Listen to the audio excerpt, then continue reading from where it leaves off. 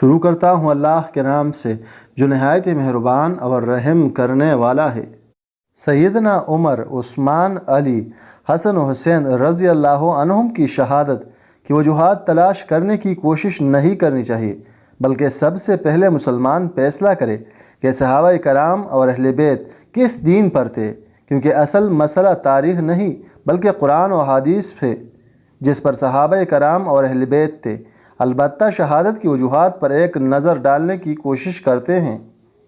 یہودی صدیقی، حضور صلی اللہ علیہ وآلہ وسلم کے دور میں اسلام مکہ و مدینہ تک محدود رہا۔ سیدنا ابوبکر صدیق کو مرتدین اسلام اور منکرین زکوٰۃ کا سامنا کرنا پڑا۔ اس کے بعد عراق، بانکیا، کسکر، شام، بصری، نحل، اجنادین، مکران وغیرہ کو فتح کیا۔ سیدنا ابوبکر ملکی انتظام میں سیدنا عمر، عثمان، علی، عبد الرحمن بن عوف، معاذ بن جبل، ابی بن کعب اور زید کو بلاتے اور یہی لوگ فتوے بھی دیتے تھے۔ سیدنا ابوبکر نے عرب کو متعدد صوبوں، ضلعوں میں منقسم کر دیا تھا۔ مدینہ، مکہ، طائف، صنعا، نجران، حضرموت اور دمتل جندل الگ الگ صوبے اور گورنر تھے۔ سیدنا ابوبکر زیادہ تر ان کو مقرر کرتے جو نبی کریم صلی اللہ علیہ وآلہ وسلم کے دور میں عملی طور پر کسی نہ کسی عہدے پر تھے۔ البتہ کمپلینٹ پر گورنر سے باز پرس بھی ہوتی۔ یہودی صدیقی میں رعایا کا خاص خیال رکھا جاتا۔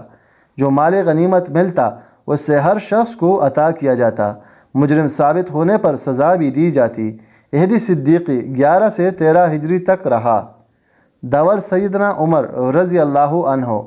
سیدنا ابوبکر نے اکابر صحابہ کے سامنے وفات سے پہلے سیدنا عمر کو خلیفہ بننے کی سفارش کی، جس کو قبول کر لیا گیا۔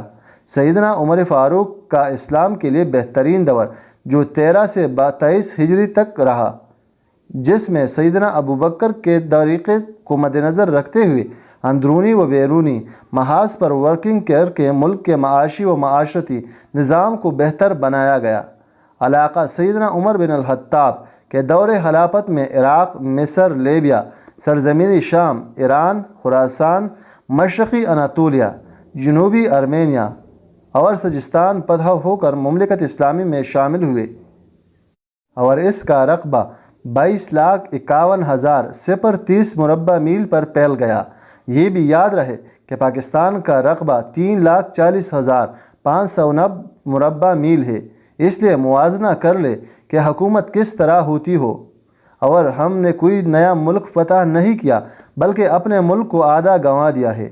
سیکرٹ ایجنٹ جن ممالک کو فتح کیا گیا، انہوں نے بدلہ لینے کے لیے مسلمانوں کے روپ میں غلام تاجر عرب میں داخل کر دیے ہوں گے، مگر سیدنا عمر کا انٹیلیجنس ادارہ بہت اچھا تھا۔ دوسرا، آپ بہت سخت تھے، اس لیے کسی کو دم مارنے کی مجال نہ ہوئی۔ البتہ پھر بھی غلام ابو لؤلؤ فیروز نے آپ کو شہید کر دیا۔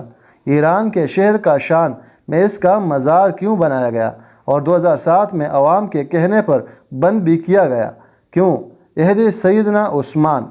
سیدنا عمر نے 6 رکنی کمیٹی بنائی جس نے فیصلہ کر کے سیدنا عثمان کو خلیفہ نامزد کیا۔ آپ 23 سے 35 ہجری تک خلیفہ رہے۔